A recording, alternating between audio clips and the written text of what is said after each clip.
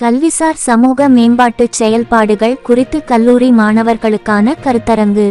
Saint Joseph கல்லூரியின் செப்பட்டு விரிவாக்கத்துறை சார்பாக கல்வி பணியின் வழியாக சமூக மேம்பாட்டு செயல்பாடுகள் குறித்த மாணவர்களுக்கான கருத்தரங்கு கல்லூரி வளாகத்தின் சமுதாய கூடத்தில் நேற்று பிப்ரவரி 25ஆம் தேதி நடைபெற்றது.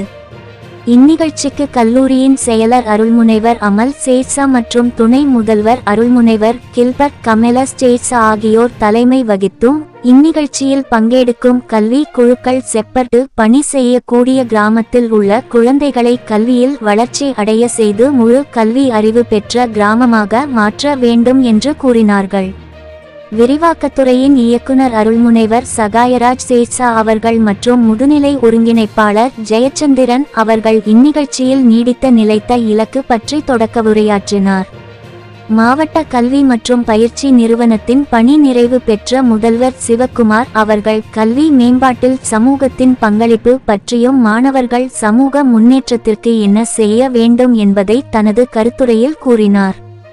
எழுத்தாளரும் கதை சொல்லியுமான பேரா கார்த்திகா கவின் குமார் அவர்கள் தனது கருத்துரையில் கதைகள்சார் கல்வி, சூழலுக்கு ஏற்ப கற்பித்தல் முறை, கதைகள் வழியே மொழி ஆற்றலை வளர்த்தல், குரல் வேறுபாடு, கல்வி கதைகள் இவற்றின் வழியாக கிராமப்புற குழந்தைகளை எவ்வாறு மகிழ்வுடன் கற்க செய்யலாம் என்பதையும் மாணவர்கள் ஈடுபாட்டுடனும் கவனமுடனும் புரிந்து கொள்ளும் ஆர்வத்தை கொண்டு வருவது பற்றி விளக்கி கூறினார். மேலும் மாணவர்களின் கேள்விகளுக்கும் அவர்கள் பதிலளித்தார்கள். ஒருங்கிணைப்பாளர் யசோதை வரவேற்புரையும் ஒருங்கிணைப்பாளர் ஜோசப் கிறிஸ்து ராஜா நன்றியுரையும் கூறினார்.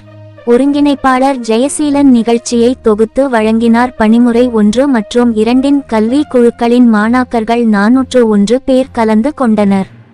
தொழில்நுட்ப உதவிகளை அமலேஸ்வரன் நிகழ்த்தினார். திருச்சிராப்பள்ளியில் இருந்து நிருபர் எல் பாபுவின் அறிக்கை.